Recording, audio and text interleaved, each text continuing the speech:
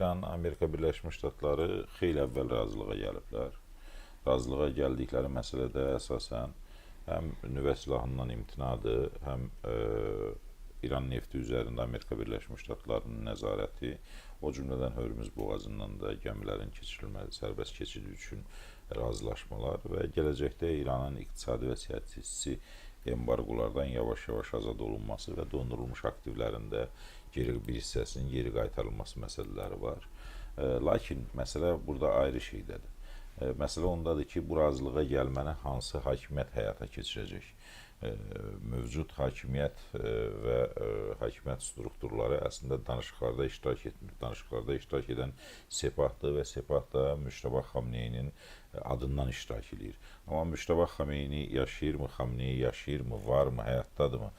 Bax, bu sual çox ciddidir və ekspertlərin böyük əksəriyyətinin, o cümlədən dünyanın media resurslarının əksəriyyətinin yazdığı kimi Müştəbə Xamneyni yoxdur, Sepah özü hakimiyyətə nəzarət edir və yeri gəlmişkən bunu bir sıra məqamlarda Pezeşkiyan da qeyd etmişdi.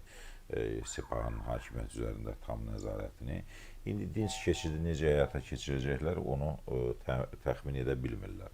O keçidi həyata keçirə bilmirlər. O keçiddə qorxurlar ki, teokratik rejimin dəyişilməsi məsələsində əhali tam şəkildə ayağa qalxar, zəifləmiş dini rəhbərin olmadığı və yaxud da hakimiyyətin hərbi strukturunun həyata keçirdiyi bir ölkədə əhali ayağa qalxıb da rejimi bütövlükdə dəyişə bilər. Hələ keçən ilin dekabrında baş verən hadisələrdə rejimin dəyişdirilməsi ilə bağlı insanlar küçələrdə idi. İranda bir qığılcım lazımdır ki, bugün insanlar yenidən o rejimin dəyişməsi ilə bağlı mövqilərini ifadə etsinlər. İran daxilində də rejim kifayət qədər zəifləyib. Müharibə dönəmindən sonra İran küçələrinə, bazarlarına baxsanız, görərsiniz ki, teokratik rejimin əlamətlərindən biri olan ən böyük, tutaq ki, vizual əlamətlərindən biri olan çadıra artıq faktik yoxdur. Yoxdur, bəli. Və bütün bunlar hamısı onun göstəricisidir. Rejimi də fərqindədir ki, olduqca zəifləyib və içəridə əhaliyə təzyiq edə bilmir. Əvvəlki rayda da idarə etmək mümkün deyil. Təsir edə bilmir. Təsir edə bilmədiyi üçün də indiyə qədər söylədiyi mütəmadi yalanların hamısını necə pərdələyib, Müştəbə Xamneyi sağdır, Xamneyi əmr verdi, Xamneyi xalqa müraciət etdi və sonunda məlum olur ki, Xamneyi də yoxdur. Və bütün bunların da fonunda, hamısında çox çətin bir durum alınır. Əslində zaman-zaman Donald Trump'ın da bu istiqamətdə mövqe qoyması, xəbərdar etməsi, bombalayacağıq və s. ondan qaynaqlanırdı ki, İran Amerika Birləşmiş Ştatlarla danışıq aparan tərəfi çox tez-tez deyirdi ki, bizə zaman verin, bunu həll edəcəyik, biz hakimiyyət məsələsini həll edəcəyik. Mən də fevral ayında qeyd etmişdim ki, İranın və ABŞ-ın bu qarşı durması heç də teokratik rejimin dəyişməsi, insan haqları və yaxud demokratiya ilə bağlı məsələ deyil.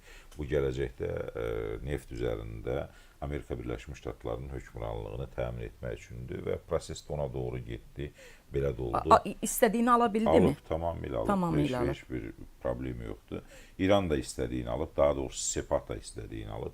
Sepah da teokratik rejimin dəyişməməsini istəyirdi. Çünki teokratik rejim dəyişsə, bugünkü sistem İranda dəyişsə, çox adamların, xüsusilə indi idarə edən və rəhbərlikdə olan adamların linçi olacaq vətəndaşlar tərəfindən, İran vətəndaşları tərəfindən.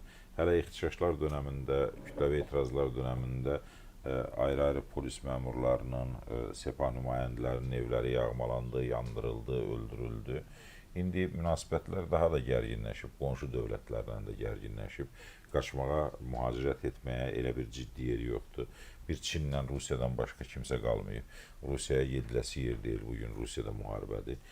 Çin də onun kimi gedib heç bir şey edə bilməyəcəklər və ona görə də ərəb ölkələrindən bütün münasibətlər kəsilib, korlanıb, Körfəz ölkələrinin hamısı ilə, qonşu dövlətlərlə də ona görə çalışırlar ki, teokratik rejimi saxlasınlar içəridə ən azı Amerika Birləşmiş Ştatlarının dediklərinin hamısına razı olsunlar. Təki Amerika Birləşmiş Ştatlarının bunlar gələcək üçün öz təhlükəsizlər, təki Amerika rejimlərini necə qoruyacaqlarını, necə təmin edəcəklərinin yollarını arasın.